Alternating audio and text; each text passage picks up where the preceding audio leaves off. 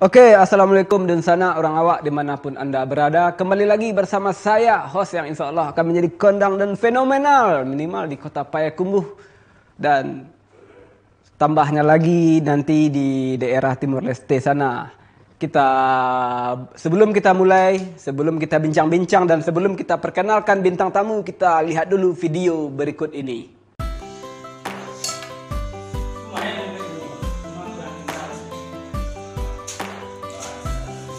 Coklat original. Cemilan sehat untuk semua generasi.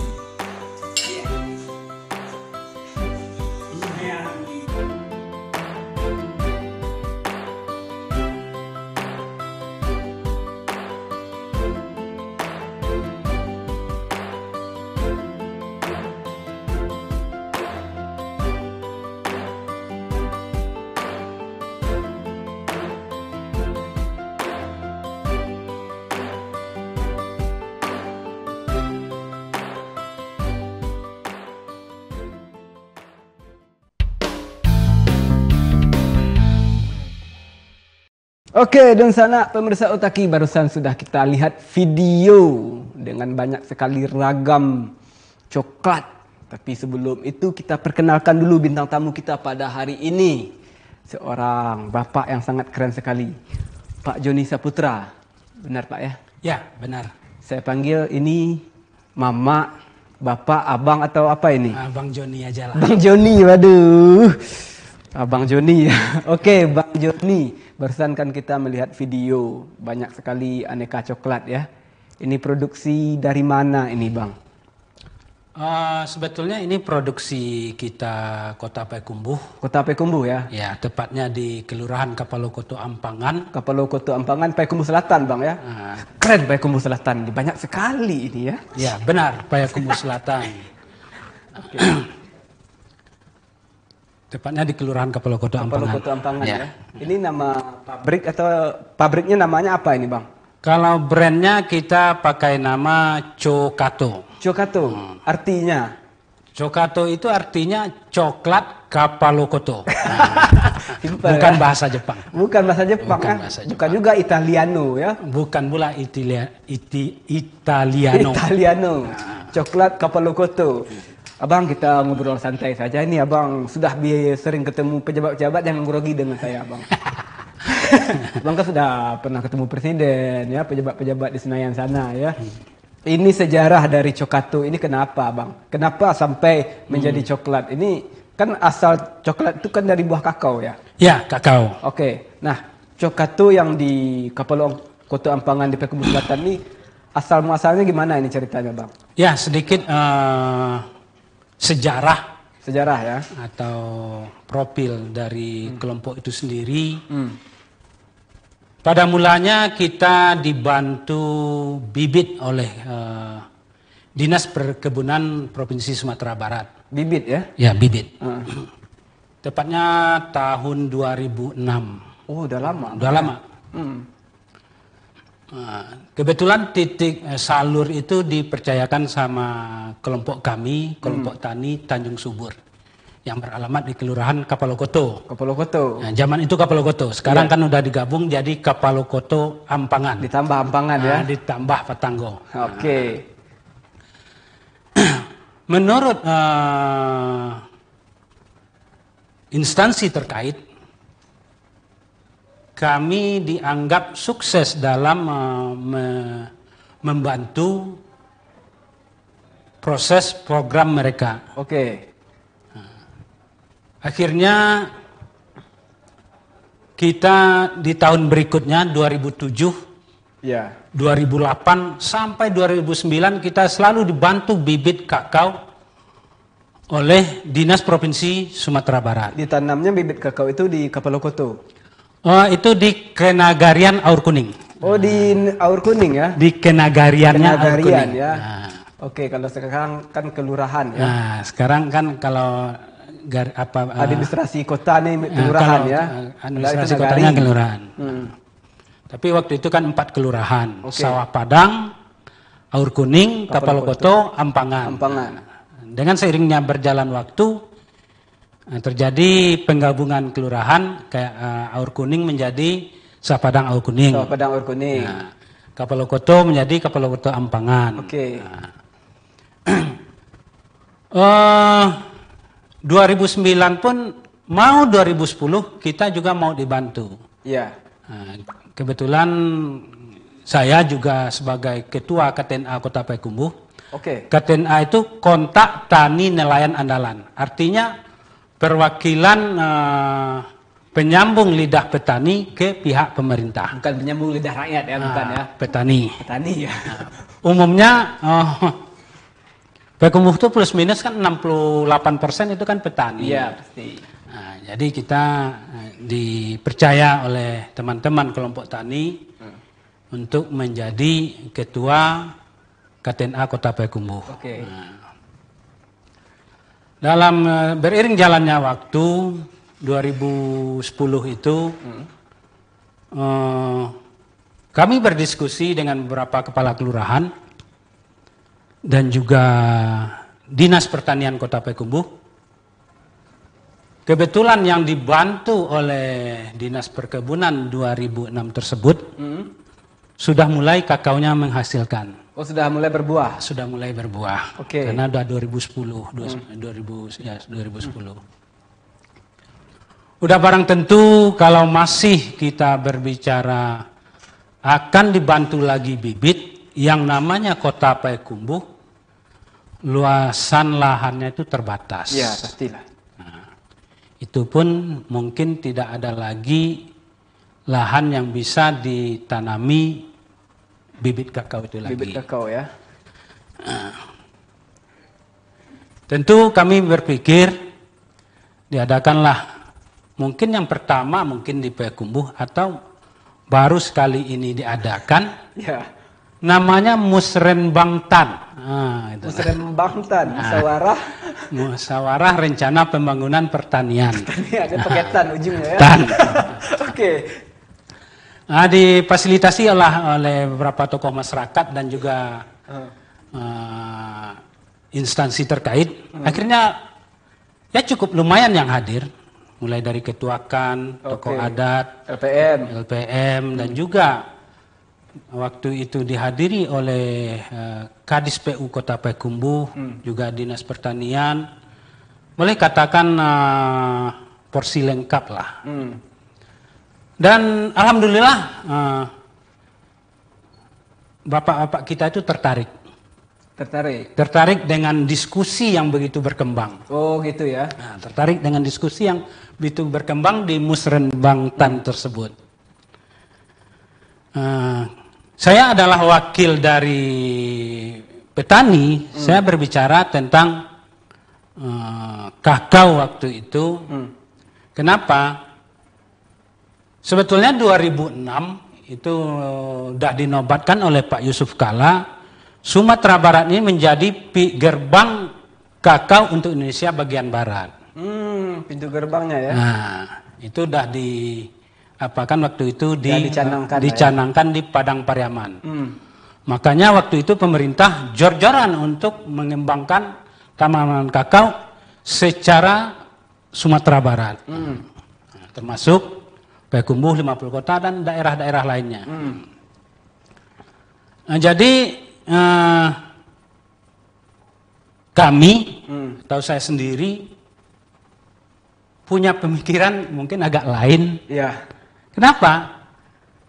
Kalau cuma kita bermain di produksi atau produsen, menghasilkan cuma bahan mentah. Iya, iya. Ini nilai jualnya atau posisi tambahnya untuk kesejahteraan ekonomi petani itu sangat kecil. Wih, keren sekali ya. Sangat kecil. Sangat kecil ya. Kalau hanya dalam bentuk kakao ini ya. Kalau hanya dalam bentuk ini. Ini ya. Ini. Nah ini. Atau cocoa bean. Nah, ini namanya ya, ini kakao, biji kakao biji kakao yang belum diolah nih. Yang belum diolah tapi udah difermentasi. Udah difermentasi ya. Fermentasi. Ini udah jemur juga ya. Udah dijemur. Waduh, harum sekali. Oke, nah ini Bang. Ini udah yang disangrai. Oh disangrai ini. Disangrai itu kalau orang bahasa kopinya di roasting. Di roasting. Nah, kalau roasting. bahasa lamanya dirandang. Dirandang bahasa awaknya. Wah, dirandang. Tapi bukan buat rendang, dirandang. Seperti ini ya. Nah ini lagi Bang. Nah, ini saya tertarik juga yang dua ini. Nah, ini sebetulnya ini kalau bahasa di perguruan tinggi atau akademik itu namanya NIB, NIB. NIB. NIB. NIB maksudnya. NIB. Itu kalau kami dengan petani itu namanya beras coklat. Beras coklat. Beras coklat. Nah, ini yang berbentuk rempah-rempah ini gimana ini, Bang? Ini yang namanya cangkang. Cangkang. Cangkang coklat. Oh, kulitnya Kulit, ini, Bang, ya. Atau kulitnya. Oke. Nah, yang saya tahu kan coklat, biji coklat kan kayak gini aja. Iya.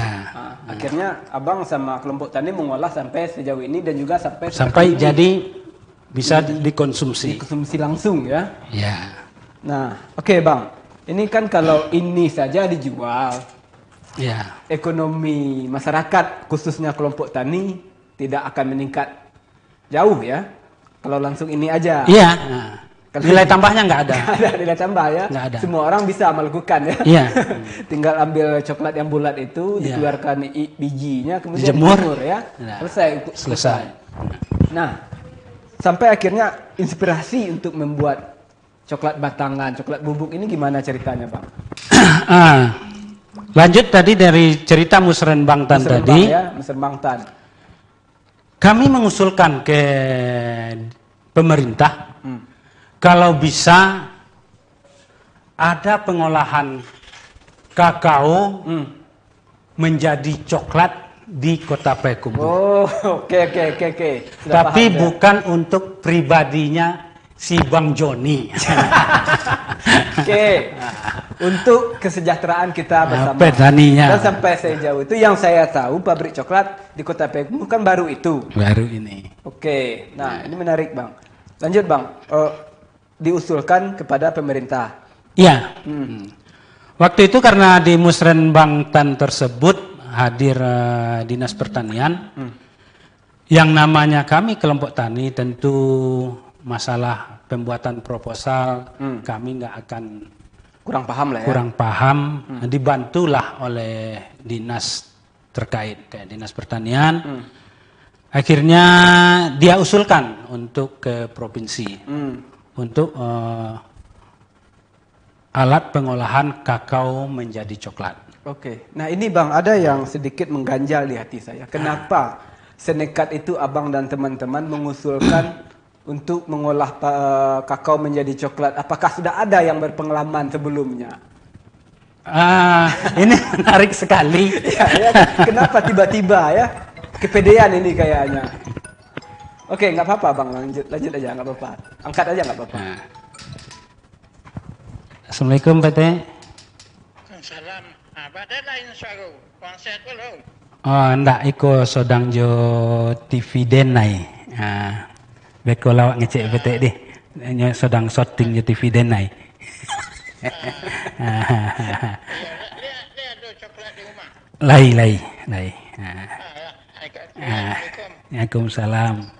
Oke, dah langsung aja. Oke Bang, nggak apa-apa kita mengalir saja, santai saja. Kalau ada yang nelfon nggak apa-apa, diangkat aja. Oke, nah ini belum sempat Abang jawab ya. Kenapa ini sepede sekali, percaya diri sekali, nekat sekali mengusulkan untuk mengolah kakao menjadi coklat? Sudah ada yang berpengalaman atau gimana ceritanya? Sebetulnya kalau berbicara pengalaman, makanya saya banyak dibilang orang gila bagi mereka-mereka yang nggak paham dengan pola pikir saya sendiri. Kebetulan secara sedikit sejarah diri pribadi saya, nggak apa-apa ya? Iya, nggak apa-apa Bang. Saya dulu pernah kerjasama dengan Jepang. Saya kerja pun dengan orang Jepang. Di salah satu pabrik, tapi pabriknya pabrik mobil. Itu hubungannya sama coklat nggak ada. Nggak ada. Cuma berarti mungkin ada hubungan kerjasama ya. Kita melihat link di sana ya. Saya 4 tahun, 3 tahun 10 bulan di negeri Sakura. dipakai mereka. Di situ pun saya cukup diperhatikan oleh mereka. Saya pernah dimaki-maki. Ya. Itu perhatian utamanya. Nah, tetapi menarik. Begitu saya terangkan apa yang saya buat, dia pun bersujud ke saya. Oke, sportif ya? Sportif. Karena saya merubah sistem pola kerja mesinnya. Kenapa? Kerja tersebut setiap mau ngerjakan barang itu dikasih saya. Kenapa? Yang lain pun enggan ngerjakan. Karena kerjanya itu dibilang agak rumit, enggak. Cuma punya keahlian khusus lah ya. Resiko terhadap yang ngerjakan. Oke. Jadi setiap mau ngerjakan itu dia selalu hibur saya atau ngangkat-ngangkat saya supaya mau ngerjakan itu. Oke. Itu kan menarik. Kebetulan saya punya ilmu tentang teknik. Waktu itu di mesin. Kalau di Jepang alatnya memang lengkap.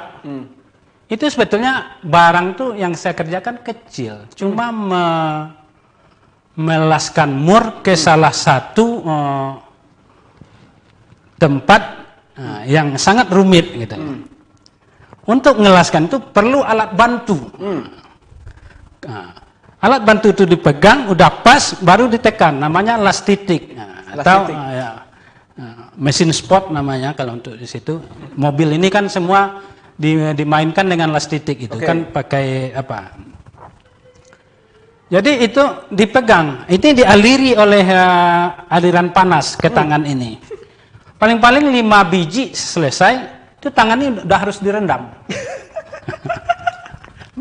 Udah kebayang akhirnya direndam. Kalau nggak kuat lagi. Oke.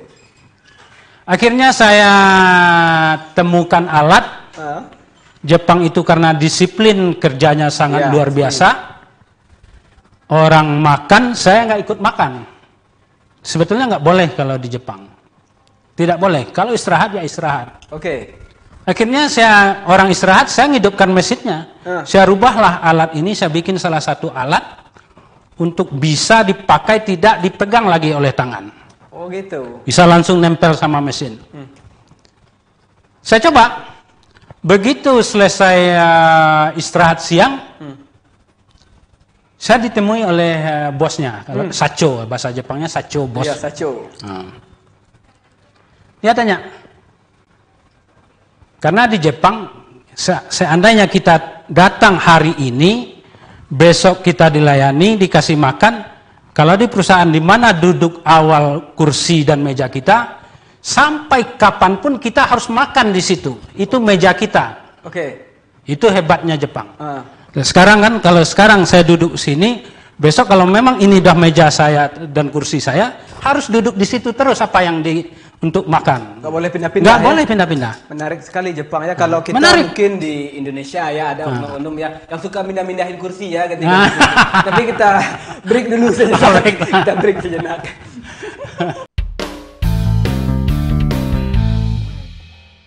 Oke, dan sana orang awak pemirsa Otaki kembali lagi bersama saya dan masih dalam program yang sama dan masih dengan bintang tamu yang sama yang alhamdulillah beliau masih bersedia duduk di samping saya, Bang Joni Saputra, penanggung jawab Cokatu, Coklat Kapalukoto di Payakumbuh Selatan sana. Oke, kita ngobrol-ngobrol lagi Bang ya. Ya, silakan. Ini ceritanya tadi di Jepang ya. Ini pulang dari Jepang tahun berapa ini Bang?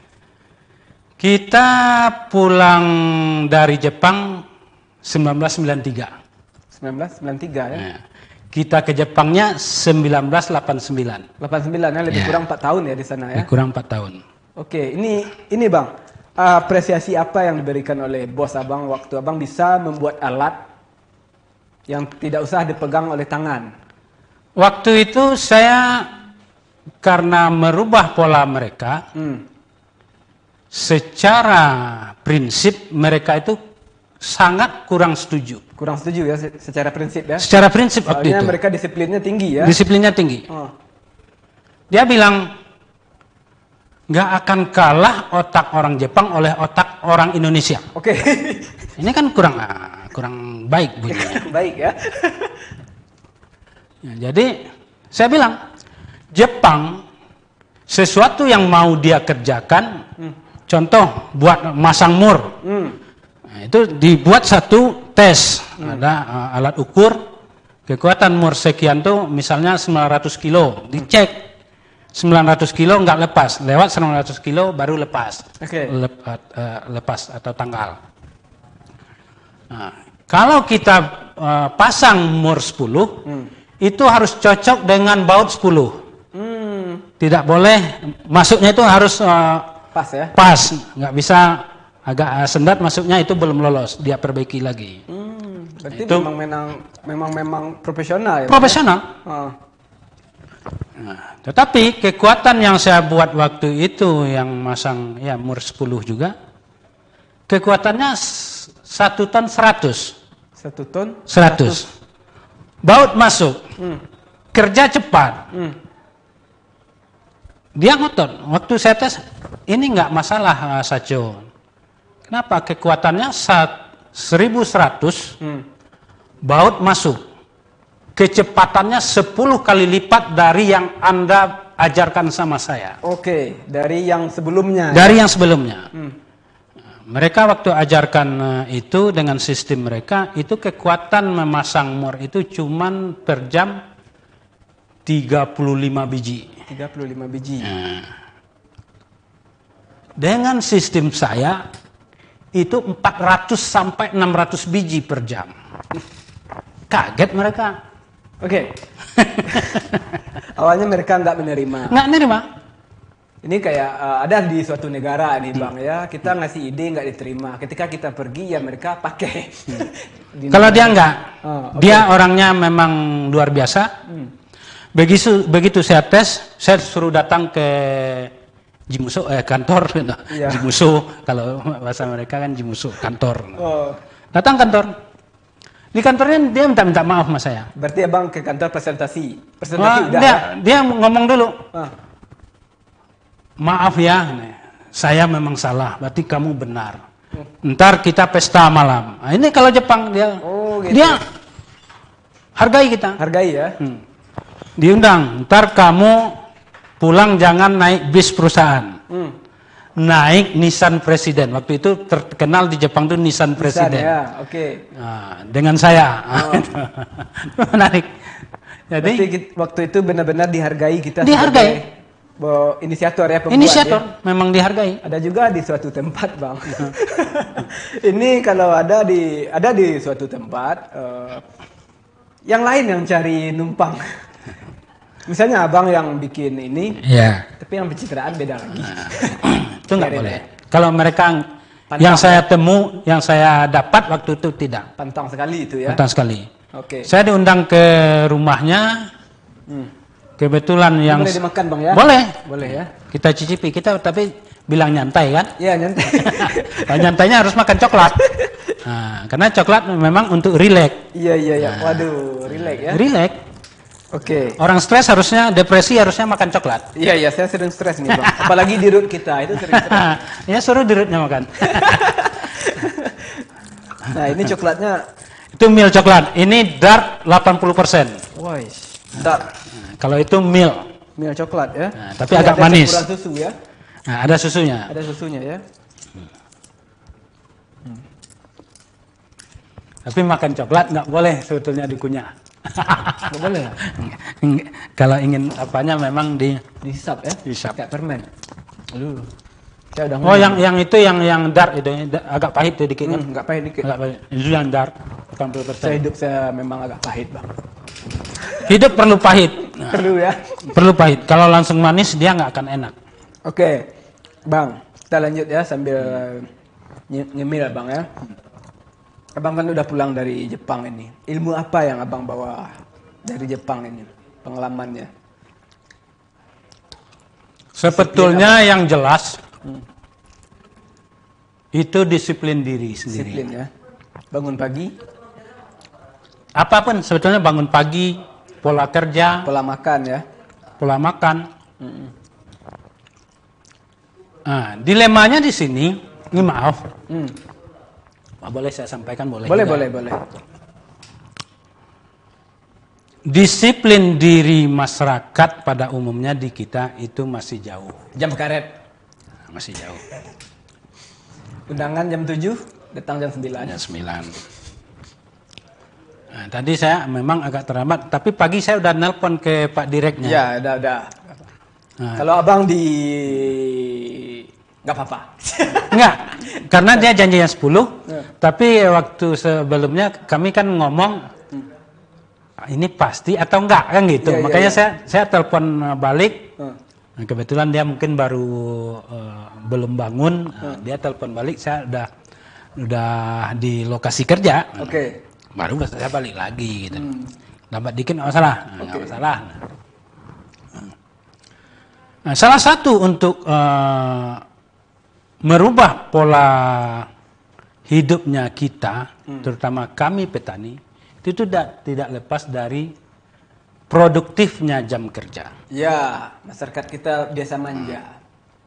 Selagi jam kerjanya dia kurang produktif, itu kita tetap dibilang masyarakat miskin. Sebetulnya sekarang saya kebetulan karena ketua KTNA kota ini punya amanah untuk merubah itu sebetulnya. Tapi memang terpaksa pelan-pelan. Iya, harus bersahab bang ya. Harus bansu-ansu. Ada. Gak bisa frontal kita. Oh, nggak bisa. Waktu awalnya saya memang karena baru frontal. Rapat aja saya diundang, saya udah datang pas waktu atau 5 menit sebelum dimulai dari undangan, saya udah tiba. Tapi udah setengah jam, 1 jam masih belum datang. Saya tinggal. Saya tinggalkan aja lagi. Abang pergi aja. Pergi aja lagi. Ya. Ntar orang nelpon. Atau besoknya dia nelpon. Mbak ndak hadir. Lai, ambo sebelum jam tu lah hadir. Ambo tunggu sajam nanti bu ambo jo baruan. Lepas ambo bitun. Jadi kini terpaksa ambo mundur pula lah dari disiplinan lah ambo pelajari sekian lama. Dah. Memang akhirnya berat jadinya gitu. Tapi balah gitu. Bagaimana lagi? Gitu. Kalau kita frontal dia bilang, tanya aja deh ke Kelurahan Kaplokoto. Oh, bakar Rajo Jepang. Itu masyarakat pada umumnya dulu. Kini barunya berubah. Oh, bakar Rajo Jepang ya kan? Itu keceknya. Sebetulnya kita mau merubah pola atau sistem cara kerja mereka. Oke. Karena menjadi petani itu sebetulnya enak. Tetapi kita yang nggak mau merubah sistem yang sebenarnya. Contoh saya kalau tahu kayak gini jadi petani ngapain saya ke rantau? Enak, merdeka ya, bebas kita ya, bebas. Nggak ada yang ngatur. Hasilnya lumayan. Tapi selalu berpikir. Akhirnya saya juga untuk di pertanian sendiri, saya juara TTG tingkat Sumatera Barat, bahkan masuk 10 besar nasional. TTG? Ya, teknologi tepat guna. Oh, teknologi tepat guna. Oke. Namanya TTG. Ya, nah ini bang, pertanyaannya, coklat ini udah berapa lama ini pabrik Cokato ini bang? Cokato itu dibantu oleh Kementan 2011 akhir. Berarti hampir 9 tahun ya? Nah, baru bisa berproduksi 2012. 2012. Nah, sampai sekarang. Sekarang yang anggota atau kru atau karyawan yang di pabrik ini banyak nggak bang? Sebetulnya anggota kelompok kami itu 21 orang. 21 orang. Nah, cuman nggak bisa saya manfaatkan di pabrik semua. Oh gitu. Nah, kenapa? Kalau 21 orang berjejer di pabrik, mau makan apa mereka? Oh iya. Nah, makanya kita aturlah di posisi mana, misalnya dia pemasok apa. Tetapi mereka tetap bisa menerima pembagian hasil dari Berarti hasil dari Cokato itu sendiri. Mereka ditempatkan sesuai skill masing-masing ya? Ya, Kalau dia belajar mau pengolahan, kita welcome. Kita ajarkan. Kenapa? Mungkin ini udah bosan, kita bina lagi. Enggak masalah. Tapi yang namanya usaha, kalau bisa personelnya jangan ditukar-tukar. Karena itu efek jelek terhadap hasil. Oke.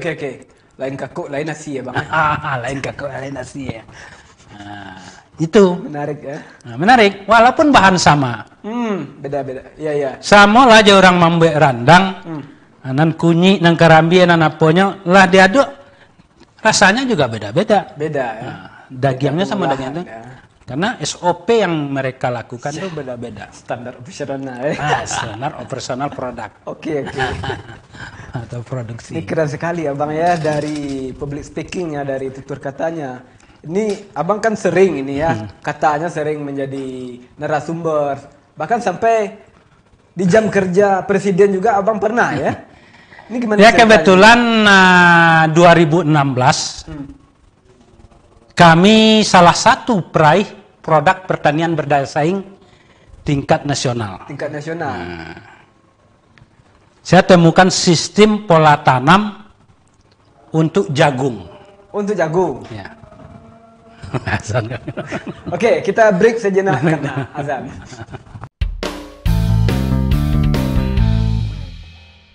Oke, dan sana orang awak kembali lagi bersama saya dan program yang sama, Otaki, Otak Terkini Podcast and Review. Masih dengan bintang tamu yang sama, Bang Joni Saputra, penanggung jawab pabrik Cokatu, coklat asli Kota Payakumbuh. Benar Bang ya? Ya. Tapi sebelum kita lanjutkan bincang-bincang, program hari ini dipersembahkan oleh Tangkelek dan juga pabrik coklat Cokatu yang banyak sekali membawa produknya ke sini. Makasih sekali Bang. Ya, sama-sama. Ada juga coklat bubuk yang tadi akhirnya saya nggak jadi bikin kopi. Pengiritan karena ada minum coklat kita. Ya. Mantap. Sebelum kita lanjutkan, satu kali lagi pesan saya, mari kita follow Instagram akun Denai TV. Subscribe akun YouTube Denai TV dan mari kita berteman di Facebook Denai Channel. Oke, kita lanjut bincang dengan Bang Joni, seorang penanggung jawab pabrik Cokatu, coklat Kapalokoto asli Kota Payakumbuh. Cemilan sehat. Semua generasi. Semua generasi.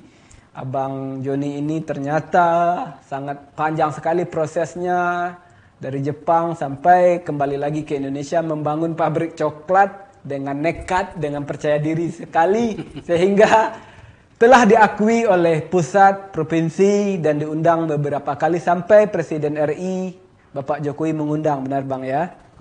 Benar. Nah ini Bang, gimana ceritanya sampai Pak Jokowi berdiskusi dengan Abang di jam kerjanya ya katanya ya?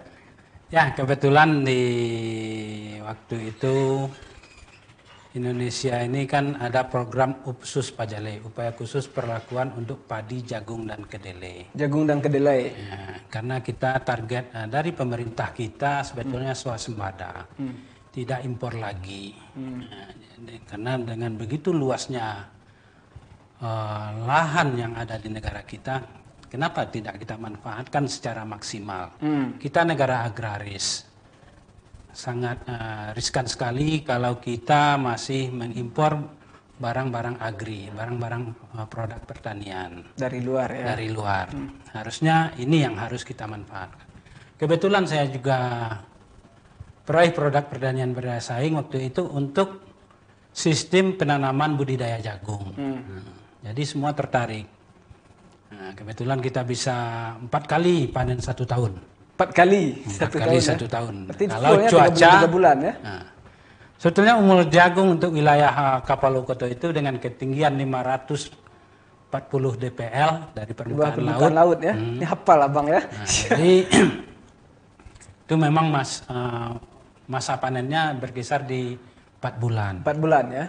Tapi dengan sistem yang kita coba lahirkan dengan kalau saya sih bilang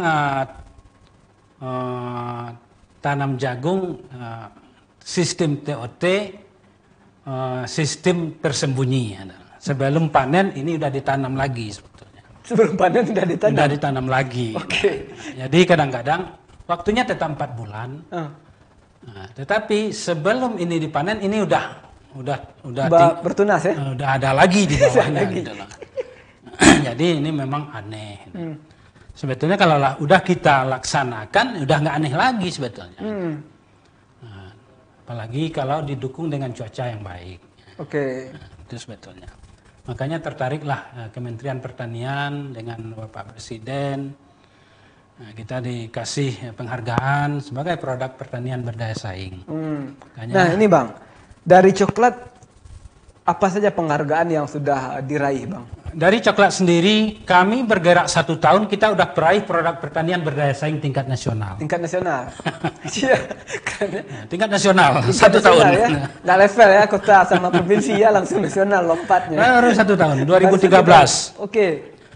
Nah, dari situ saya pun dibilang bermimpi juga enggak. Tapi bahkan dengan Cokato ini saya dibawa keliling Eropa. Keliling Eropa? Waduh, impian kita saya. diikuti oleh diikutkan seminar coklat dunia Coklat di dunia, Paris, ya? Prancis. Ya kan yang saya tahu coklat ini kan dulunya berasal dari Amerika, benua Amerika, kemudian menjamur ke Eropa, kan begitu Bang ya? Iya, sejarahnya coklat itu atau kakao ini itu ditemukan oleh suku Aztec, Maya. Aztec Maya ya, saya juga baca seperti itu. Apa itu di 1300-1400 sebelum Masehi ya? Sebelum Masehi. Dan juga bagi mereka itu adalah minuman dewa, Boys, makanan dewa. berkualitas sekali ya. Waktu terjadi, kalau sejarahnya coklat itu sendiri, waktu terjadi penyerangan terhadap suku Aztec dan Maya, Ya. yang dia pertahankan bukan emasnya, tapi kakaonya, coklatnya. Bahan bakunya ya. Bahan bakunya. Nah, kenapa saya sangat antusias sekali dengan adanya seminar, diikutkan seminar coklat dunia. Saya berpikir, kenapa Eropa aja 1 pohon kakao ini nggak punya? Iya ya. Tetapi dia pengkonsumsi terbesar. Nah, contoh aja Swiss, dia udah 11 sampai 12 kilo per tahun per kapita. Oke. Ya menarik sekali kalau Swiss ya. Apa yang terjadi di negara Swiss? Dia peraih hadiah Nobel terbanyak dunia, orang pintar dunia. Artinya dari penelitian, bawa bukunya sini, di penelitian di buku bawa itu, bukunya di sini. Ini Abang pro sekali ini ya, sangat perfect sekali ini ya, sampai ini di bawah dalam buku. ini penelitian dunia semua. Penelitian semua ini, maaf Bang, ini boleh saya lihat, ini bukunya Abang dapatkan dari mana ini? Kebetulan ada teman di Bali, tapi udah di bahasa Indonesia kan, itu temuan dunia semua. Ini kalau di buku cokelat Bang ya, bukan coklat ya? Cokelat ya, berarti bahasa bakunya ini cokelat ya? Cokelat, bahasanya mengucapkan baru coklat. Coklat ya, ini buku Abang dapatkan di Bali? Di Bali. Memang susah, itu fotokopinya juga kita dapat. Nah, tapi kita mempelajari, kenapa Eropa itu sangat doyan atau gila dengan coklat. Tidak ada, boleh katakan tidak ada yang negatif tentang coklat. Berbicara coklat itu sendiri, kalau yang benar-benar coklat dikonsumsi, makanya saya bilang coklat adalah cemilan sehat untuk semua generasi. Cemilan sehat. Ya. Kan ada konon katanya ini menurut kebanyakan perempuan coklat itu bisa bikin gemuk. Nah, menurut Abang gimana? Kalau yang benar-benar coklat dia makan itu tidak mengemukkan. Itu yang ori, Coklat penstabil. Penstabil. Coklat bisa mengemukkan dan bisa menguruskan. Mengemukkan, menaikkan berat badan bagi yang kurus. Oh, saya berarti bisa Bang? Bisa. Kalau Dinda makan yang dark coklat, itu akan sering lapar. Begitu berat stabil, dia akan nyaman lagi. Itu sebetulnya coklat. Nah, ini langsung Bang ke coklat yang Cokato ini, keunggulannya menurut Abang apa yang Abang produksi? Keunggulan kita semua original. Original. Kita pakai lemak coklat 100%. 100%. Bubuk coklat 100%. Apalagi yang dark coklat tanpa campuran apa-apa. Dark coklat ya. Dark coklat kita udah produksi 100%. Ini sangat jarang didapatkan di pasar. Kecuali di Cokato. Nah, dari harga nih, sebelum Abang duduk di sini banyak yang tanya, kalau harga coklat yang diproduksi oleh Cokato ini gimana bang? Mahal, biasa atau gimana? Kalau berbicara kualitas, kita sangat harganya sangat rendah sebetulnya. Kalau berbicara yang kita makan benar-benar coklat. Iya ya. Kenapa? Pengalaman saya di luar negeri, di seminar coklat dunia di Paris, Prancis. Contoh aja dark coklat. Dark coklat ya. Yang ini aja. Yang ini. Nah, yang itu, ini. Ya, itu dengan berat 60 gram. Itu harganya 200.000 dirupiahkan. Nah, kalau ini abang jual? Saya jual 20.000. 20.000 ya. Karena ini coklat ori ya. Ori. Tapi kalau di pasar masyarakat kita di Kota Payakumbuh ini kan mengatakan mahal. Kalau mereka tidak tahu ya. Makanya sistem pasar saya tidak terbuka. Istilahnya tidak terbuka, saya tidak meletakkan di kayak gerai-gerai ternama. Gerai-gerai ternama di Kota Payakumbuh. Mau di Kota Payakumbuh maupun di mana. Nah, abang Cokato ini lebih banyak dikirim kemana ini bang? Sebetulnya banyak ke Medan ada, Pekanbaru ada, ke Jakarta ada, ke Surabaya ada, ya. Dan juga ke Padang. Padang ya ada ya, juga. Sekarang mulai Payakumbuh masyarakatnya mulai tahu. Kenapa? Harusnya anak-anak kalau mau tahan giginya harusnya konsumsi coklat. Wah, kebalik ya sebenarnya persepsi ya. Makanya persepsi ini yang sulit kita rubah. Tapi coklatnya yang ori. Yang benar-benar coklat. Jangan dimakan yang rasa coklat. Iya, jangan 10% coklat, yang 90% tepung ya. Kalau yang benar-benar coklat, itu sangat bagus untuk kesehatan. Makanya saya bilang camilan sehat untuk semua generasi. Oke, ini saya ada yang sedikit meragukan, bang. Bukan meragukan sih.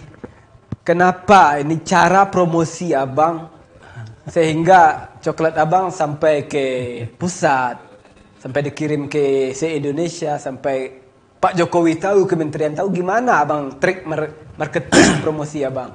Ya kebetulan kita juga peraih produk pertanian berdaya saing 2013. Oh ya, sudah dari sana ya. Dan juga peresmian pabrik itu sendiri diresmikan oleh Bapak Menteri Pertanian waktu itu Pak Suswono. Oh, Suswono. Nah, Suswono. Suswono Yudhoyono. Nah, Suswono. Oh iya, Suswono. Oke. Berbicara kondisi Cokato saat ini,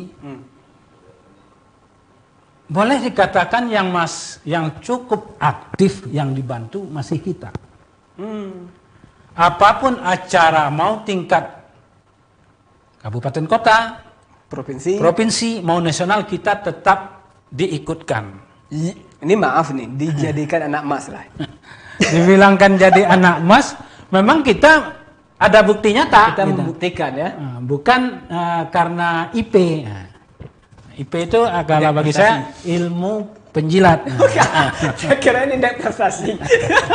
Bukan karena IP, bukan karena ilmu penjilat. Ilmu penjilat. Nah ini bang, ini sebenarnya udah banyak sekali yang kita bahas. Tapi karena keterbatasan waktu, sebenarnya saya pengen ngobrol banyak dengan abang. Tapi ya terbatas waktu. Ini terakhir ini bang. Nantilah kita ngobrol lagi, kita undang lagi, nggak kapok abang kan? Masih bersedia duduk di sini ya? Bersedia, sangat bersedia. Sangat bersedia. Yang Denai TV. Dengan adanya Denai TV, tentu pesan saya sebagai Ketua Petani Sekota Payakumbuh tentu lebih mudah nyampaikan. Abang jadi juga Ketua Petani Sekota Payakumbuh ya? Kapten A Kota Payakumbuh. Nah ini bang, pesan abang kepada masyarakat dan kepada sesama pendiri ya, bukan sesama yang memproduksi coklat apa bang? Pertama dulu kepada masyarakat ini. Mungkin ada masyarakat yang salah persepsi tentang coklat. Ya harusnya kalau ingin kurang masalah dengan kesehatan, konsumsilah ya coklat. Coklat, tapi yang benar-benar coklat. Benar-benar coklat. Oke. Kenapa? Eropa sangat gila. Kita produsen ketiga dunia, tapi pengkonsumsi nomor 200 sekian dunia. Nah ini bang yang saya menariknya begini. Eropa sangat menggilai coklat. Ya. Padahal di sana perempuan nggak gemuk-gemuk sekali ya. Karena yang dia makan benar-benar coklat. Benar coklat ya. Itu yang pertama. Yang kedua, nggak ada sejarahnya di benua Eropa itu orang yang sakit giginya paling tinggi di dunia ya. Padahal kalau menurut versi masyarakat Indonesia, coklat ini bikin sakit gigi. Makanya susah saya berbicara. Lemak coklat adalah lemak terbagus dunia. Lemak terbagus di dunia ya. Kandungannya HDL. Apapun jenis yang bermasalah di tubuh itu insya Allah tidak akan membawa efek negatif terhadap coklat, bahkan efek positif. Makanya saya bilang camilan sehat untuk semua generasi. Konsumsilah. Kalau kurang yakin, cobakan dulu. Coba ya. Carilah ya, kalau memang ada anaknya yang banyak yang bilang coklat bikin batuk, coklat bikin ini. Kalau yang benar coklat, kalau yang kadar coklatnya tinggi, insya Allah itu sangat bagus. Sangat untuk bermanfaat ya. Camilan kita. Oke, terakhir Bang. Harapan Abang untuk pabrik coklat yang Abang tanggung jawabkan ini apa Bang? Ke depannya. Sebetulnya harapan saya nggak muluk-muluk. Enggak ya, soalnya sudah banyak menghasilkan ya. Nggak cukup, saya juga nggak punya mimpi tinggi. Iya. Mungkin faktor umur bisa juga. Iya, ya. Saya cukup Payakumbuh aja bisa saya coklatkan, itu udah luar biasa. Saya coklatkan Payakumbuh ya. Oke. Apalagi kalau berbicara Sumbar. Oh. Kenapa? Harusnya bagaimana merubah mindset itu bukan hal mudah. Ya. Makanya perlu, kenapa saya nggak mau letakkan di gere-gere yang ternama? Kita belum punya brand yang apa. Orang kita lebih suka beli brand. Beli brand ya? Beli brand. Bukan beli kualitas ya. Ini saya yang ngomong Bang, tenang aja, saya yang ngomong. Jadi kalau saya taruh pun di tempat-tempat yang bagus, tanpa dia paham apa itu coklat, dia nggak akan beli. Oke. Nah, makanya sistem pasar saya tak bilang tertutup, enggak. Cuman hanya orang-orang tertentu yang mengerti. Ya makanya sekarang ya dengan kapasitas pabrik yang namanya pabrik mini ya cuma plus minus seluruh produk itu plus minus 20 sampai 25 kilo per hari. Tapi ya alhamdulillah. Nah, makanya saya berharap ke depan bagaimana petani ini mau bergerak hulu hilir. Paham hulu hilir? Atas bawah ya, ujung pangkal ke ujung. Bisa itu. Artinya di sini kita tidak menjual bahan baku, tapi menjual bahan jadi. Kalau dia petani ubi, jangan jual ubi, tapi jual kerupuk. Jual kerupuk, keripik ya. Nah, kerupuk atau yang lainnya. Oke. Dari ubi itu sendiri. Itu nilai tambah dari petani itu sendiri akan kelihatan.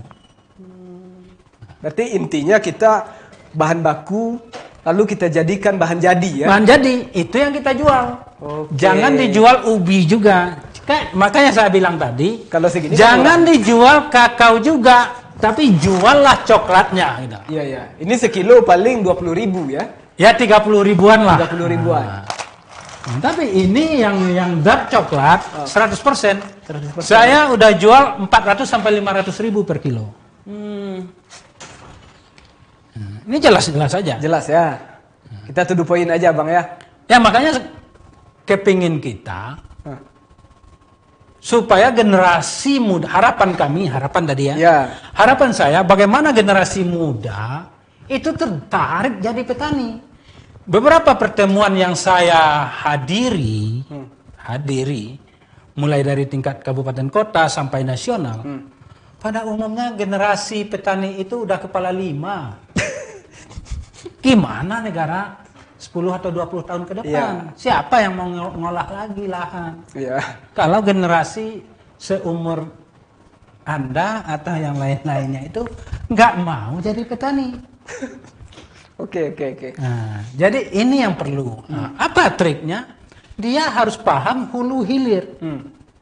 Nah, hulu hilir tadi memang benar. Cuma untuk di produk pertanian, on farm, off farm. Masuknya, keluarnya ini. Jadi ini kan dari ini. Dari kakao. Dari kakao dijadikan ini. Iya. Nilai jual ini bisa 5 atau 10 kali lipat dari harga ini. Oke. Nah ini yang saya bilang, hulu hilir. Maupun di ubi, kayak gitu harusnya. Minimal dia jual tape, jangan Ya, yang lebih gampang tape ya. tape Heeh. atau kerupuk lado. Kerupuk lado ya, tinggal dicincang-cincang. Cukup dia di rumahnya aja tanam agak 10 atau 50 rumpun. Kalau dia jual jadi kerupuk atau jual jadi tape, bisa jutaan juga jadinya. Oke, Bang. Makasih Bang sudah hadir di program Otaki. Sebenarnya saya masih banyak yang ingin diskusikan, bincang-bincang, tapi karena keterbatasan waktu, mudah-mudahan lain waktu dan kesempatan Abang diundang lagi. Masih bersedia Abang ya? Bersedia. Bersedia ya? Atau mungkin Abang yang mengundang kami nanti untuk ngobrol-ngobrol ya, kita ngopi-ngopi di luar. Saya pun berharap kalau Sambil ada nyoklat lah. Denai ada kesempatan, silakan nyantai sambil minum coklat di Cokato. Oke. Nah, kenapa? Ya, itulah. Sesuatu itu tidak selalu dinilai dengan uang, tapi silaturahmi itu mengalahkan semuanya. Oke. Segalanya. Makanya saya pun mohon maaf kalau ada dari perbincangan kita yang kurang pada tempatnya atau agak keras nyampaikan. Saya pun mohon minta para pemirsa penonton Denai jangan menjadi Permasalahan ya? permasalahan Dan bagi persoalan. mereka. Karena Abang ini sudah biasa ada Jepang, jadi sudah terbiasa hidup sportif. Oke, terima kasih Bang sudah hadir di sini. Terima kasih pemirsa Otaki. Mohon maaf kalau ada salah-salah kata dari obrolan kita bersama bintang tamu Bang Joni Saputra, penanggung jawab pabrik coklat Cokato. Ada beberapa kesimpulan yang saya dapatkan. Ada sekitar 1250 kesimpulan, tapi hanya 3 yang ingin saya ungkapkan. Pertama, hiduplah seperti Jepang karena kedisiplinannya. Kedua, generasi milenial, generasi muda, jadilah petani yang kreatif, yang mengerti akan hulu ke hilir. Benar Bang ya? Yang ketiga, kalau Anda menjadi petani jangan menjual bahan baku saja, tapi jualah barang jadi untuk mensejahterakan kehidupan Anda dan teman-teman yang di samping. Itu Bang ya. Itu saja kesimpulan kita pada hari ini. Sekali lagi mohon maaf kalau ada salah-salah kata. Terima kasih atas perhatiannya karena kita masih dalam suasana pandemi. Tetap pakai masker, jaga jarak, jaga hati, jaga perasaan, dan jaga hubungan baik dengan siapapun termasuk dengan pendiri dan penanggung jawab coklat agar Anda tahu bahwa coklat yang ori itu menyehatkan, tidak bikin gemuk dan tidak bikin sakit gigi. Mungkin kemarin-kemarin Anda salah beli coklat, 10% coklat, 90% tepung. Assalamualaikum warahmatullahi wabarakatuh.